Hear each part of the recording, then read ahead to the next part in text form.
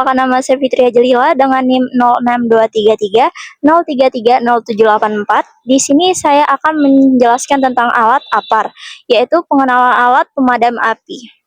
Yang dimana fungsi kita mengetahui alat ini agar kita mengetahui hal untuk pemakaian alat ini jika dalam kondisi darurat di tempat umum seperti mal, rumah sakit, dan lain-lain. Lalu kita harus mengenal juga segitiga api, yang dimana terdiri dari 3 macam. Yang pertama adalah panas, yang kedua adalah benda atau bahan bakar, dan yang ketiga adalah udara atau CO2. Apa sih sumber panas yang dapat menimbulkan api tersebut? Yang pertama yaitu api terbuka, yang kedua yaitu sinar matahari, yang ketiga yaitu energi mekanik seperti gesekan, benturan, lalu pemataan, yang terakhir adalah listrik dan proses kimia. Cara panas berpindah. Radiasi yaitu panas berpindah dengan cara memancarkan melalui udara seluruh arah. Yang kedua yaitu konduksi, panas berpindah dengan cara menjalar melalui benda logam ke semua arah. Lalu konveksi, dan yang terakhir adalah difference burning. Klasifikasi kebakaran itu ada 4 kelas ya teman-teman. Yang pertama yaitu kelas A, yang kedua kelas B, yang ketiga kelas C, dan yang keempat yaitu kelas D. Apa sih itu kelas A? Yang pertama kelas A adalah kelas yang berasal dari benda padat. Api kebakaran benda dapat padat kecuali logam apabila terbakar meninggalkan arang dan abu. Kelas B, api berasal dari kebakaran bahan cair atau gas. Yang kelas C adalah api berasal dari kebakaran akibat listrik atau di mana listrik hidup terlihat. Dan yang terakhir adalah kelas D. Kelas D adalah api berasal dari kebakaran benda logam.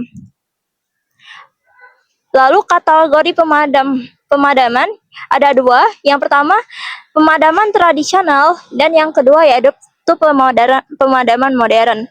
Apa sih itu pemadaman tradisional? Yaitu menggunakan media tersedia langsung secara di alam. Contohnya adalah daun pisang, menggunakan karung yang dibasahi air, dan yang ketiga yaitu menggunakan pasir atau tanah.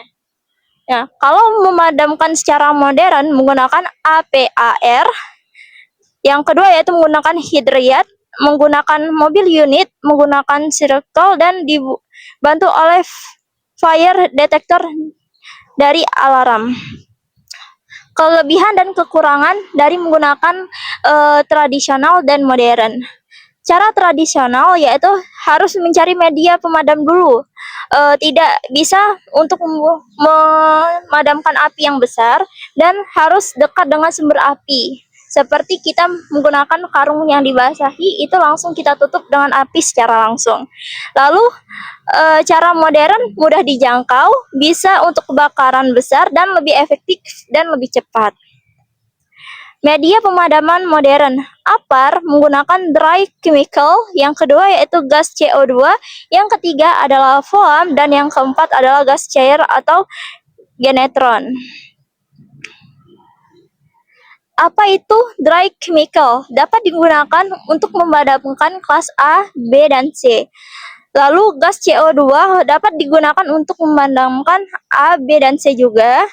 Dan yang ketiga bosafuam untuk dapat memadamkan kelas A dan B saja. Lalu gas cair atau genetron adalah untuk memadamkan kelas A, B, dan C.